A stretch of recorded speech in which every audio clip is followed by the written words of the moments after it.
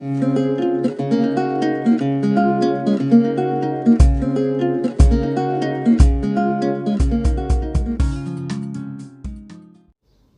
Friends, welcome to Knowledge Origin. आप सभी का नॉलेज ओरिजिन में स्वागत है।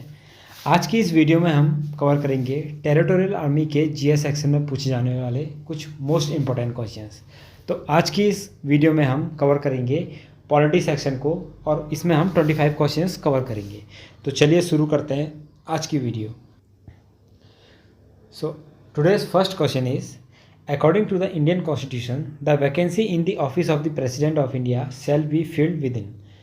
तो इंडियन कॉन्स्टिट्यूशन के अकॉर्डिंग जब भी जो प्रेसिडेंट ऑफ इंडिया है इनके ऑफिस में वैकेंसी होगी तो उस वैकेंसी को फिलअप कितने टाइम के अंदर कर दिया जाएगा। तो मैक्सिमम टाइम कितना है? 6 मंथ्स। ऑप्शन 2। देखिए, जो प्रेसिडेंट ऑफ इंडिया के ऑफिस में वैकेंसी है आर्टिकल नंबर 62 के अकॉर्डिंग ये किन्हीं भी रीजन से हो सकती है। या तो प्रेसिडेंट की डेथ हो गई हो, या उन्होंने अपना रेजिग्नेशन दे दिया हो, या उनका रिमूवल यानी इम्पीचमेंट कर दिया हो। ठीक है, इम्पीचमेंट जब हम प्रेसिडेंट को रिमूव करते हैं उनके ऑफिस से तो इस टर्म को मतलब इस प्रोसेस को इम्पीचमेंट प्रोसेस कहते हैं, या कोई दूसरे रीजन है तो इस वैकेंसी को मैक्सिमम 6 मंथ के अंदर फिलअप करना पड़ता है। देखिए, एक है प्रेसिडेंट जो अभी हैं प्रेजेंट में वर्तमान में, ठीक है। अब जब इनका टर्म पूरा होगा तो न्यू प्रेसिडेंट को इलेक्ट करना होगा। तो अकॉर्डिंग टू इंडियन कॉन्स्टिट्यूशन तो जो ये न्यू प्रेसिडेंट है इनका जो इलेक्शन है तो इन्हें कंडक्ट इन्हीं प्रेसिडेंट की ड्यूरेशन में करना पड़ेगा। ठीक है, जब इनका टर्म एंड होने वाला होगा जो अभी के प्रेजेंट के वर्तमान के प्रेसिडेंट हैं तो क्या करना है, तो उनके टर्म पूरा होने से पहले ही इनका हमें क्या करना पड़ेगा, इलेक्शन, न्यू प्रेसिडेंट का इलेक्शन कंडक्ट करना पड़ेगा और रिजल्ट अनाउंस करना पड़ेगा। यानी किसी कारणवश अगर हम इलेक्शन नहीं करा पाते हैं या कुछ तो ये प्रेसिडेंट का जो टर्म है 5 ईयर से एक्सटेंड होके आगे हो सकता है और तब तक ये प्रेसिडेंट रहेंगे जब तक न्यू प्रेसिडेंट इलेक्ट ना हो जाए। ठीक है, अब देखिए, और आर्टिकल नंबर 56 के अकॉर्डिंग क्या है, जब भी कोई सपोज जो अभी हमारे वर्तमान में प्रेसिडेंट हैं इनका टर्म होता है 5 साल का। ठीक है, अब 3 साल बाद इन्होंने अपना रेजिग्नेशन दे दिया। ठीक है, तो बचा हुआ 2 साल। लेकिन अब जब न्यू प्रेसिडेंट इलेक्ट किया जाएगा तो आर्टिकल नंबर 56 के अकॉर्डिंग ये फुल टर्म के लिए अपना ऑफिस क्या करेंगे, होल्ड करेंगे, यानी 5 साल के लिए। Question number 2 is the minimum age of member of Rajya Sabha is. ठीक है, तो राज्यसभा का मेंबर बनने के लिए मिनिमम एज कितनी है, तो कितनी है? 30 ईयर्स। Option C. देखिए, राज्यसभा का अगर आपको मेंबर बनना है तो आपकी मिनिमम एज कितनी होनी चाहिए? 30 ईयर्स। और जब अगर आप लोकसभा का मेंबर बनना चाहते हैं तो उसके लिए आपकी जो मिनिमम एज होनी चाहिए वो 25 ईयर्स होनी चाहिए। Question number 3, who amongst the following are not appointed by the president of India. ठीक है, प्रेसिडेंट ऑफ इंडिया किन्हें इन 4 ऑप्शंस में से किसे अपॉइंट नहीं करता है? Governor of state, chief justice and जजेस of high court, vice president, chief justice and जजेस ऑफ सुप्रीम कोर्ट। ठीक है, तो ऑप्शन 1, 2 एंड 4 इनको ये अपॉइंट किए जाते हैं प्रेसिडेंट के द्वारा। ठीक है, लेकिन वाइस प्रेसिडेंट ऑप्शन नंबर 3, ठीक है, प्रेसिडेंट द्वारा क्या करें, अपॉइंट नहीं होते हैं। तो option 3 is the right answer. देखिए, vice president of India is the second highest post, ठीक है, आफ्टर प्रेसिडेंट। अब जो इनका इलेक्शन होता है ये इसके लिए एक इलेक्टोरल कॉलेज होता है, यानी इनके जो इलेक्शन है वाइस प्रेसिडेंट का तो इसमें कौन कौन पार्टिसिपेट करेगा। ठीक है, तो आपसे ये भी पूछ सकता है कि वाइस प्रेसिडेंट के जो इलेक्टोरल कॉलेज होता है या इलेक्शन होता है तो उसमें कौन कौन पार्टिसिपेट करता है। ठीक है, तो both the member of both house of parliament. देखिए, पार्लियामेंट में कितना हाउस होते हैं? 2, upper house, lower house.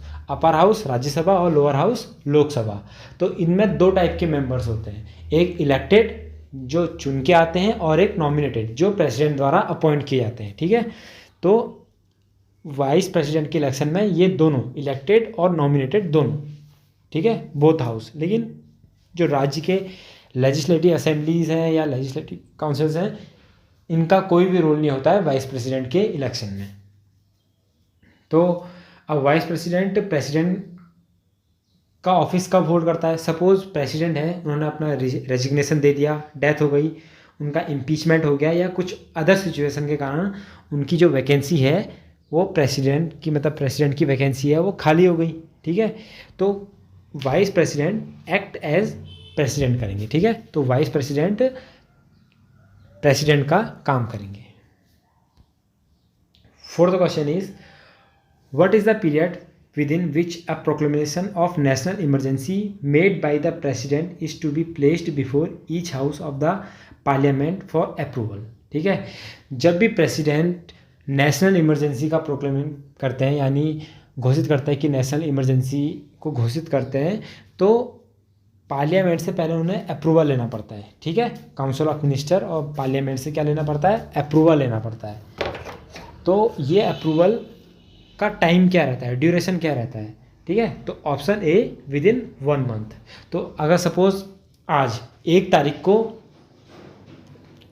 President ने ये क्लेम कर दिया कि मैं नेशनल इमरजेंसी घोषित कर रहा हूँ, तो उस जो भी वो प्रोविज़न है, ठीक है, नेशनल इमरजेंसी का, तो उसे पार्लियामेंट में both the houses, from both the houses, Rajya Sabha plus Lok Sabha, वहाँ से दोनों जगह से 1 मंथ के अंदर पास होना पड़ता है रेजोल्यूशन को, तब जाके वो नेशनल इमरजेंसी घोषित की जाएगी, अदरवाइज वो इनवैलिड हो जाएगी, ठीक है। तो ऑप्शन नंबर 1 देखिए, अब the president of India has the power to declare 3 type of national, ठीक है, इमरजेंसी। तो जो इमरजेंसी है वो 3 टाइप की होती है। कौन सी? National emergency, president's rule and financial emergency. जो नेशनल इमरजेंसी है ये आर्टिकल 352 के अकॉर्डिंग प्रोक्लेम की जाती है। जो प्रेसिडेंट रूल है, जिसे हम स्टेट इमरजेंसी कहते हैं, देखिए जो प्रेसिडेंट रूल है इसके लिए स्टेट इमरजेंसी, ठीक है, इमरजेंसी वर्ड यूज़ नहीं किया गया है इंडियन कॉन्स्टिट्यूशन में, ठीक है। यहाँ पर प्रेसिडेंट रूल क्या है, हमने अपनी सुविधा के लिए इसे स्टेट इमरजेंसी कह दिया। तो ये आर्टिकल 356 के तहत या अकॉर्डिंग लागू की जाती है। और फाइनेंशियल इमरजेंसी आर्टिकल 360। तो हमारे देश में अभी तक फाइनेंशियल इमरजेंसी कभी भी लागू नहीं की गई है, ठीक है। अब क्या होता है, जो नेशनल इमरजेंसी प्रोक्लेमेशन है इसे दोनों हाउसेस से पास होना पड़ता है, लेकिन दोनों हाउसेस से पास होने के लिए भी इसके लिए कुछ मेजॉरिटी यानी एक क्वालिफिकेशन है। वो क्या है कि जितने भी पार्लियामेंट जो हाउस है उसके more than half of total member होने चाहिए। सपोज लोकसभा में कितने मेंबर्स होते हैं? 552। तो यहाँ पे 552, तो यहाँ पे 275 से ज़्यादा मेंबर्स होने चाहिए, ठीक है, 275 से ज़्यादा मेंबर होने चाहिए। और जितने भी प्रेजेंट हैं 275 से, तो सपोज 300 प्रेजेंट हैं, तो 300 का 2/3 यानी 200 बंदे उसे अप्रूवल करने चाहिए, ठीक है, present and voting. This proclamation will be invalid if it is not pass the both houses with in 1 month. अगर 1 महीने के अंदर दोनों हाउसेज से पास नहीं हुआ तो ये प्रोक्लेमेशन इनवैलिड घोषित कर दिया जाएगा और नेशनल इमरजेंसी वहीं पर ही ख़त्म कर दी जाएगी। अब सपोज़ ऐसा होता है कि कभी कभी लोकसभा डिज़ोल्व हो जाती है, तो उस नई लोकसभा के बनने तक राज्यसभा को उस प्रोक्लेमेशन को पास करना पड़ता है। और जब भी न्यू लोकसभा का क्या गठन किया जाएगा नए जनरल इलेक्शन के बाद, तो उसके बाद उसके 1 मंथ के अंदर विद इन 1 मंथ वो प्रोक्लेमेशन को अप्रूव करना पड़ेगा राज्यसभा को, ठीक है। और अगर ये 1 मंथ के अंदर नहीं हुआ तो प्रोक्लेमेशन इनवैलिड। अब ये खास बात है कि अब नेशनल इमरजेंसी का टाइम ड्यूरेशन क्या होता है, ठीक है।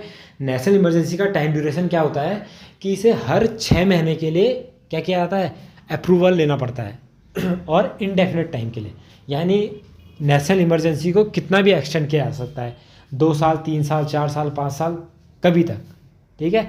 लेकिन हर 6 महीने में इसे पार्लियामेंट से अप्रूवल लेना पड़ेगा दोनों हाउसेज से, सेम मेजॉरिटी के साथ जो अभी एक्सप्लेन की गई है, okay. Question number 5, a money bill passed by the Lok Sabha is deemed to have been passed by the Rajya Sabha also when no action is taken by the upper house within क्या option 2, ठीक है, 14 days।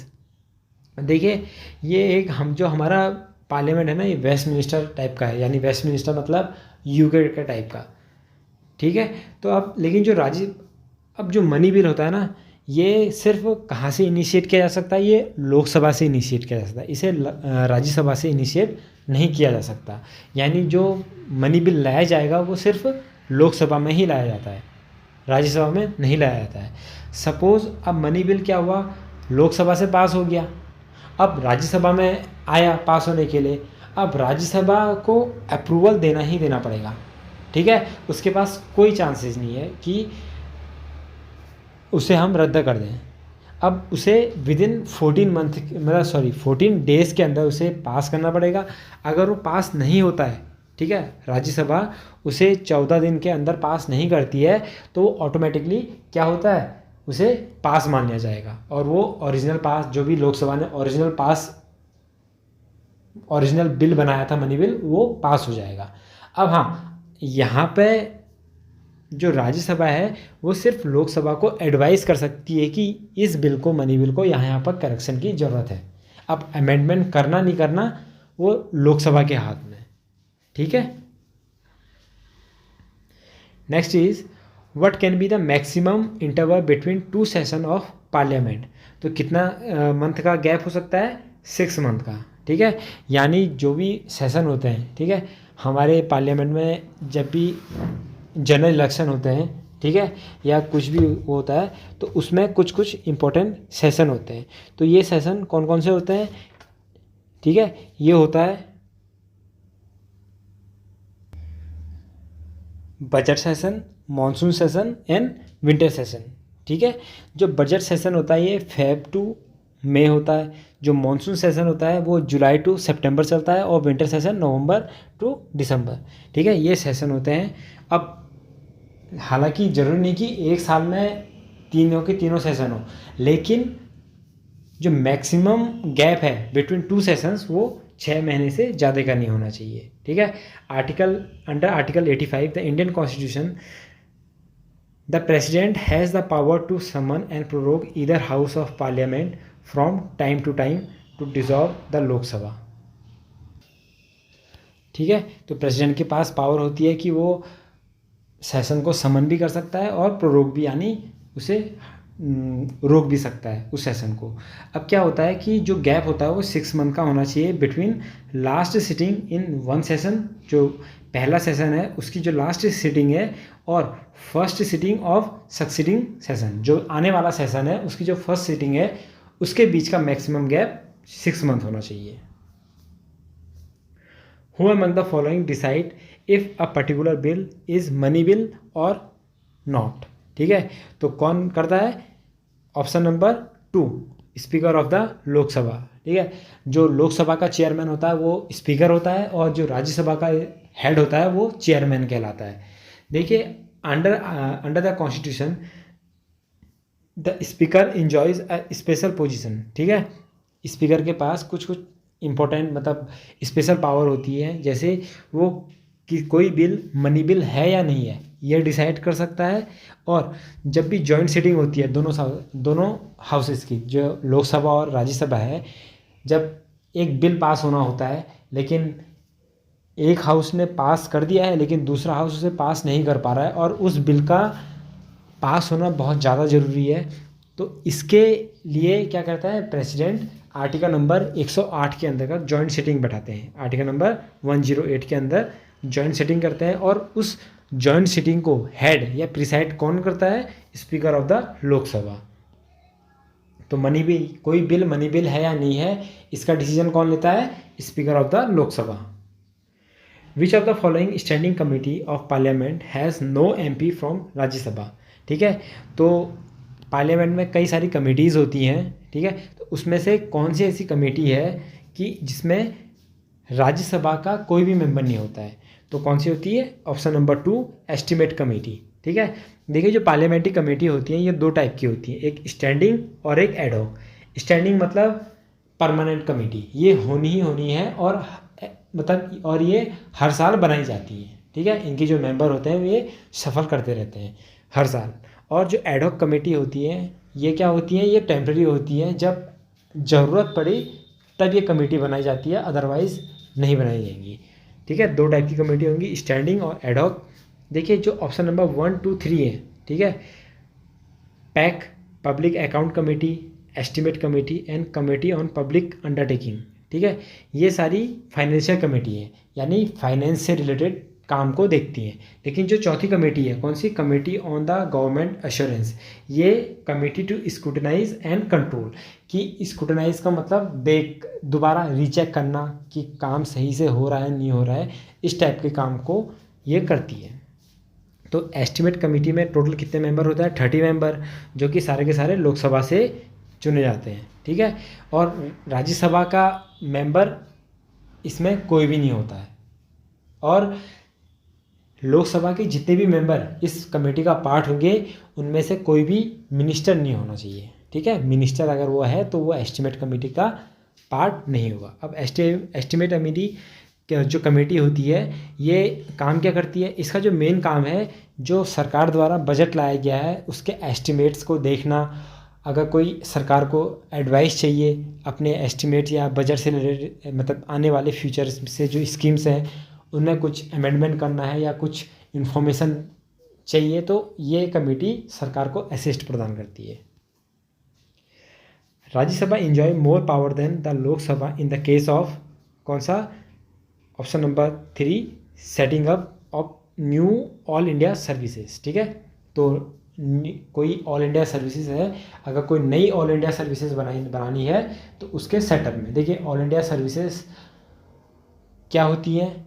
देखिए जो UPSC civil services के exam देते हैं तो उसमें कई सारे डिपार्टमेंट्स होते हैं, तो उसमें क्या होता है कि जो 3 होती हैं, ठीक है, आईएएस, आईपीएस एंड आईएफएस, ये ऑल इंडिया सर्विसेज कहलाई जाती हैं, और बाकी इनके अलावा जितनी भी पोस्टें होती हैं वो सेंट्रल गवर्नमेंट की जॉब कहलाती हैं, ठीक है। तो ऑल इंडिया सर्विसेज कितनी है, सिर्फ 3, IAS, IPS and IFS.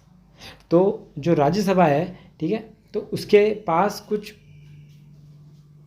Special powers होती हैं, ठीक है, उसके पास कुछ स्पेशल पावर होती हैं। आर्टिकल नंबर 249 के अंदर अगर स्पेशल मेजॉरिटी ऑफ 2/3 वोट्स, ठीक है, आर्टिकल नंबर 249 के अंतर्गत अगर कोई ऐसा सब्जेक्ट जो स्टेट लिस्ट में आता है, यानी उस स्टेट लिस्ट का मतलब उसके अंदर जितने भी सब्जेक्ट आते हैं उसमें रूल और रेगुलेशन सिर्फ स्टेट बना सकता है, लेकिन पब्लिक इंटरेस्ट के लिए कभी राज्यसभा को रूल बनाना हो तो आर्टिकल 249 के अंतर्गत वो स्टेट लिस्ट के सब्जेक्ट में बना सकता है, लेकिन उस बिल को 2/3 वोट्स से पास होना पड़ेगा पार्लियामेंट में, उस हाउस में, ठीक है। तो ये राज्यसभा की स्पेशल में जो पावर होती है, और वो एक ऑल इंडिया सर्विसेज को बना सकता है। अगर सपोज फ्यूचर में पब्लिक इंटरेस्ट के लिए आईएफएस, आईपीएस और आईएएस, इसके अलावा कोई तीसरी ऑल इंडिया सर्विसेज बनानी है, इस्टेब्लिश करनी है, तो उसे भी स्पेशल मेजॉरिटी के थ्रू एक रेजोल्यूशन पास किया जाएगा और उसका इस्टेब्लिशमेंट किया जाएगा। और तीसरी पावर है कि एक्सक्लूसिव ऑर्गेनाइजेशन कि जो वाइस प्रेसिडेंट का रिमूवल की क्या होती है, प्रोसीडिंग होती है, उसे भी यहीं से इनिशिएट किया जाता है, ठीक है, राज्यसभा से, उसे लोकसभा से इनिशिएट नहीं किया जा सकता। From which constitution of the world the Indian Constitution has adopted concept of DPSP, Directive Principle of State Policy। तो DPSP कहाँ से लिया हमने, आयरलैंड से, ठीक है। DPSP देखिए कॉन्सेप्ट होते हैं, ठीक है, तो जो कि पार्ट नंबर 4 के अंडर आते हैं इंडियन कॉन्स्टिट्यूशन के, ठीक है। अब हमने कहाँ से अडॉप्ट किया, ये आयरलैंड से, लेकिन अब क्वेश्चन आ सकता है कि आयरलैंड ने कहाँ से अडॉप्ट किया डीपीएसपी, तो उन्होंने स्पेनिश कॉन्स्टिट्यूशन से किया, ठीक है, स्पेन के कॉन्स्टिट्यूशन से अडॉप्ट किया था आयरलैंड ने, और हमने कहाँ से किया, आयरलैंड से। What is the composition of electoral college of the election of president, vice president of India, आप सभी को मैंने बताया था। तो कौन सा, members of both house of the parliament, ठीक है, both houses of the parliament, option number 3। राज्यों का इसमें कोई भी रोल नहीं होता है, सिर्फ एमपीज़ का होता है, राज्यसभा प्लस लोकसभा, वो भी दोनों इलेक्टेड और nominated both. The function of protem speaker is to, ठीक है, फंक्शन ऑफ प्रोटेम स्पीकर क्या होता है, option number 3, swearing in members and hold charge till the regular speaker is elected, ठीक है। अब प्रोटेम स्पीकर होता क्या है, देखिए जब भी जनरल इलेक्शन होते हैं, ठीक है, तो उसके बाद क्या होता है, एक स्पीकर क्या होता है, उसका कार्यकाल भी तब तक होता है जब तक गवर्नमेंट है, 5 साल।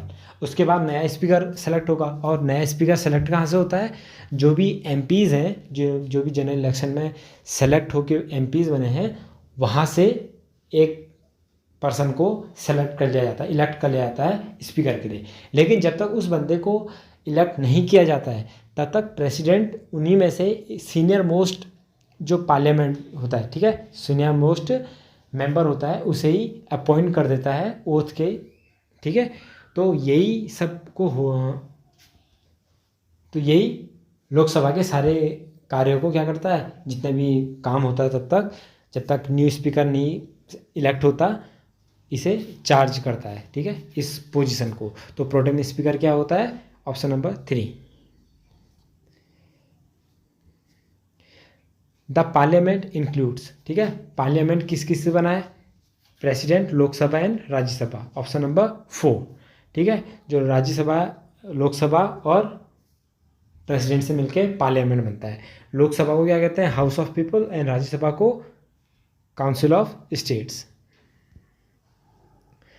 The item education belongs to, ठीक है, तो एजुकेशन किससे बिलोंग करता है, ऑप्शन नंबर 3, कंकरेंट लिस्ट से, ठीक है। कंकरेंट लिस्ट क्या होता है, ऐसे देखिए शेड्यूल 7 जो होता है हमारे क्वेश्चन का, शेड्यूल 7, इसमें 3 टाइप की लिस्ट है, central list, state list and concurrent list. जो सेंट्रल लिस्ट है उसमें जितने भी सब्जेक्ट हैं, ठीक है, डिफेंस, टैक्स, ये सारे क्या होते हैं कि इस पर जो रूल एंड रेगुलेशन होता है ये सिर्फ सेंट्रल गवर्नमेंट बना सकती है। स्टेट लिस्ट में जितने भी सब्जेक्ट होते हैं इन पर रूल रेगुलेशन बनाने का काम स्टेट लिस्ट का होता है। लेकिन जो कंकरेंट लिस्ट होती है इसमें क्या होता है कि इसमें गवर्नमेंट, सेंट्रल गवर्नमेंट भी और स्टेट गवर्नमेंट भी दोनों रूल बना सकती है, ठीक है। तो एजुकेशन कंकरेंट लिस्ट का पार्ट आता है। The joint sitting of 2 houses of parliament is convened by, ठीक है, क्या होता है, option number 4, both 2 and 3, only in case of national emergency और when a bill pass by one house is rejected by the other house, ये तो ठीक है। And taxes approved by one house are rejected by the other, ठीक है। तो option number 4 is the right answer, क्योंकि इसमें से जो दूसरा है ऑप्शन 2 और 3, इन दोनों में जॉइंट सिटिंग बुलाई जा सकती है। और कौन बुलाता है, प्रेसिडेंट, आर्टिकल नंबर 108 का यूज़ करके, ठीक है। तो और जॉइंट सिटिंग को प्रिसाइड कौन करता है, हेड कौन करता है, स्पीकर ऑफ द लोकसभा। देखिए अभी तक सिर्फ 3 बिल ऐसे हैं जो जॉइंट सिटिंग में पास हुए हैं, आर्टिकल नंबर 108 का यूज़ करके जॉइंट सिटिंग में अभी तक सिर्फ 3 बिल पास हुए हैं। कौन कौन से, the dowry prohibition act 1961, the banking service commission repeal bill 1978 और 2002 का प्रिवेंशन ऑफ टेररिज्म बिल, ये 3 बिल अभी तक सिर्फ पास हुए हैं। The salaries and allowances payable to member of parliament are decided by, तो सैलरीज कौन डिसाइड करता है, option number 3, parliament. Who is the competent to dissolve the parliament, ठीक है। तो पार्लियामेंट को डिसॉल्व करने का अधिकार किसके पास होता है, प्रेसिडेंट के पास, द प्रेसिडेंट ऑफ इंडिया। देखिए लोकसभा, राज्यसभा और प्रेसिडेंट ये तीनों मिलके क्या बनाते हैं, पार्लियामेंट बनाते हैं। अब लोकसभा क्या होती है, ये टेम्पररी होती है, लोकसभा का ड्यूरेशन सिर्फ 5 साल का होता है। लेकिन जो राज्यसभा है ये एक परमानेंट हाउस है, इसको डिसॉल्व नहीं किया जाता। लेकिन जो इसके जो मेंबर्स हैं, ठीक है, राज्यसभा के मेंबर्स हैं, ये 1/3 हर 6 साल में क्या होते हैं, हर 2 साल में इनको चेंज किया जाता है। तो 1/3 चेंज हो जाएंगे, 1/3 फिर चेंज हो जाएंगे, 1/3 फिर चेंज हो जाएंगे, ठीक है। लेकिन एक जो एमपी होता है राज्यसभा का, उसका ड्यूरेशन 6 साल का होता है, और हर 2 साल में 1/3 मेंबर होते हैं जो राज्यसभा के, वो चेंज हो जाएंगे। When was the 0R introduced in the parliamentary affair in India? तो कब, ऑप्शन नंबर 2, 1962।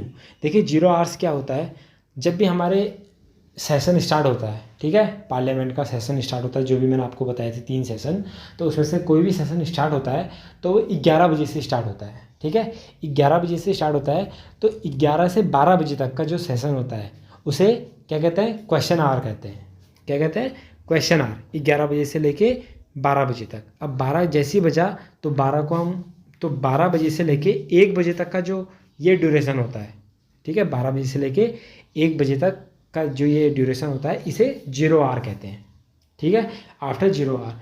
अब देखिए जो यहाँ पर ना ये 0 आवर, क्वेश्चन आवर, ये होते क्या है, यहाँ पे जब भी गवर्नमेंट बिल लाती है तो उन बिल पे क्रॉस क्वेश्चनिंग होती है। जैसे क्वेश्चन आवर होता है जो 11 से 12 बजे होता है, तो इसमें 3 टाइप के क्वेश्चंस पूछे जाते हैं। कौन कौन से, स्टार्ट हो गया, नॉन स्टार्ट और शॉर्ट नोटिस क्वेश्चंस, ठीक है। स्टार मतलब उनको स्पेशली होता है, उनमें स्टार लगे रहेंगे उस क्वेश्चंस पे, ठीक है, वो स्पेशल क्वेश्चंस होते हैं। दूसरे अनस्टार, नो स्टार यूज़ किए जाएंगे, और एक शॉर्ट नोटिस क्वेश्चंस होते हैं। अब 0 आवर्स में क्या होता है कि 0 आवर्स में क्या होता है कि, ठीक है, ऐसे मैटर रेज किए आते हैं जो इम्पोर्टेंट हैं और कैन नॉट बी डिलेड, जिन्हें डिले नहीं किया जा सकता, यानी पब्लिक इम्पोर्टेंस पे, मतलब पब्लिक के इंटरेस्ट पर वो क्वेश्चंस पूछे जाने हैं और उन्हें डिले किसी भी हाल में नहीं किया जा सकता। और इन टाइप के क्वेश्चंस के लिए प्री नोटिस देना भी ज़्यादा ज़रूरी नहीं होता है। During 0 hours questions are asked about issuing on public importance without prior permission. जब भी आपको क्वेश्चंस पूछना होता है तो आपको पहले परमिशन लेनी पड़ती है, तब जाके स्पीकर आपको अलाउ करेंगे, तब जाके आप क्वेश्चंस पूछेंगे। लेकिन 0 आवर्स में आपको कोई भी क्वेश्चंस पूछ सकता है विदाउट एनी प्रायर परमिशन, ठीक है। The maximum number of members of Lok Sabha and Rajya Sabha has been fixed by the Constitution of India respectively as, तो कौन सा, ऑप्शन नंबर 4, 552 एंड 250। तो लोकसभा में जो टोटल मेंबर्स होते हैं वो 552 होते हैं और राज्यसभा में 250 होते हैं, ठीक है। अब क्या होता है कि जो लोकसभा की टोटल मेंबरशिप है, ठीक है, 552, इसमें से 530 स्टेट्स से इलेक्ट होके आते हैं, ठीक है, 20 यूटीज से आते हैं, ठीक है, यूटीज यानी दिल्ली एंड पौंडीचेरी, एंड 2 जो होते हैं क्या होता है, एंग्लो इंडियन कम्युनिटी हो गया, ठीक है। तो ये टोटल कितना होता है, 552। और राज्यसभा में जो टोटल मेंबरशिप होती है वो क्या होते हैं, 250। तो इन 250 में से जो 238 होते हैं ये स्टेट्स एंड यूटीज, ये दोनों से मिलके आते हैं 238, और जो रिमेनिंग 12 है ये प्रेसिडेंट के द्वारा नॉमिनेट किए जाते हैं, ठीक है। अब प्रेसिडेंट किन बंदों को नॉमिनेट करेगा, जो स्पेशली मतलब जो एक्सपर्ट होते हैं, कौन कौन से फील्ड में, science, art, social service, literature. Example के तौर पे सचिन तेंदुलकर, ठीक है, वो किसके अंदर आए, आर्ट्स के अंदर। आर्ट्स में स्पोर्ट्स एक आर्ट्स के अंदर आ जाता है, तो सचिन तेंदुलकर हो गया, रेखा हो गई, ठीक है, जो हीरोइन थी ना, तो वो उन्हें भी एज ए क्या किया गया था, नॉमिनेट किया गया था पार्लियामेंट प्रेसिडेंट के द्वारा। What is the minimum age let down the candidate to seek election in Lok Sabha, आपको बताया था option number 3, 25 years. When the office of both president and vice president of India are vacant, who will discharge their function। तो जब भी president और vice president दोनों की seat खाली जाती है, देखिए सीधा सा फंडा है, प्रेसिडेंट है, अगर उसकी वैकेंसी वैकेंट हो जाती है, खाली हो जाती है, तो vice president as a president काम करेंगे। अगर वाइस प्रेसिडेंट भी नहीं है तो चीफ जस्टिस ऑफ इंडिया काम करेंगे, ठीक है, एज ए प्रेसिडेंट। अगर सपोज ये मान लो कि चीफ जस्टिस ऑफ इंडिया भी नहीं है एबल कि एज ए प्रेसिडेंट काम करे, तब कौन बनेगा, सीनियर मोस्ट जज ऑफ सुप्रीम कोर्ट। अगर वो भी नहीं है तो उसके बाद सेकंड सीनियर मोस्ट जज, ठीक है, सुप्रीम कोर्ट के। तो ये हायरार्की चलती रहेगी। तो कौन सा हो जाएगा, chief justice of India, option C. तो ऐसा एक बार हुआ था 1969 में, ठीक है, जो उस टाइम की जो प्रेसिडेंट थे, कौन, मिस्टर जाकिर हुसैन, चलिए के है जाकिर हुसैन, इनकी डेथ हो गई थी। तो उस टाइम के जो वाइस प्रेसिडेंट थे, ठीक है। वो कौन थे? वीवी गिरी साहब। तो वीवी गिरी साहब क्या थे? वो एज ए प्रेसिडेंट काम करे। अब लेकिन प्रेसिडेंट का इलेक्शन लड़ने के लिए उन्होंने अपने रेजिग्नेशन दे दिया। तो क्या हो गया था कि वाइस प्रेसिडेंट की सीट भी वैकेंट हो गई। प्रेसिडेंट की वैकेंट थी, वाइस प्रेसिडेंट बने वीवी गिरी साहब, एज ए प्रेसिडेंट काम करने लगे। लेकिन प्रेसिडेंट का इलेक्शन लड़ने के लिए उन्होंने अपना रेजिग्नेशन दे दिया। अब रेजिग्नेशन देने से क्या हो गया? वाइस प्रेसिडेंट की सीट भी खाली हो गई। तो उस टाइम की जो चीफ जस्टिस ऑफ इंडिया थे एम हिदायतुल्लाह, ठीक है, ये एज ए प्रेसिडेंट काम किया इन्होंने। Representation of any state in Rajya Sabha is according to the, क्या होता है? Population of state. Option number 2। The constitution of India lays down that the 2 houses of parliament must be summoned at least, ठीक है। तो एक साल में कितने समन हो सकते हैं? मैक्सिमम, मैं सॉरी, एटलीस्ट, कम से कम, मिनिमम 2, ठीक है, twice a year. Option number 3। तो होता क्या है कि मैंने आपको क्या बताया कि the maximum gap between 2 session of parliament कितना होना चाहिए? 6 मंथ। अब टोटल कितने मंथ होते हैं? 12। तो 6 मंथ के बीच में एक आ रहा है, तो मैक्सिमम हम कितने सेशन कर सकते हैं? 2, ठीक है। मिनिमम 2 होने चाहिए और मैक्सिमम तो आप जितने चाहे उतने करिए। The vice president of India is also ex officio chairman of Rajya Sabha, ठीक है। Option number 2। देखिए मैंने आपको बताया था जो राज्यसभा है उसका जो चेयरमैन, उसका हेड होता है, वो चेयरमैन होता है। और चेयरमैन वही बनेगा जो वाइस प्रेसिडेंट है। एक्स ऑफिशियो का मतलब ऑटोमेटिकली जो वाइस प्रेसिडेंट बनेगा तो वो अपने आप ही राज्यसभा का चेयरमैन बन जाएगा। अगर राज्यसभा का वाइस प्रेसिडेंट नहीं है तो चेयरमैन कोई नहीं बनेगा, ठीक है।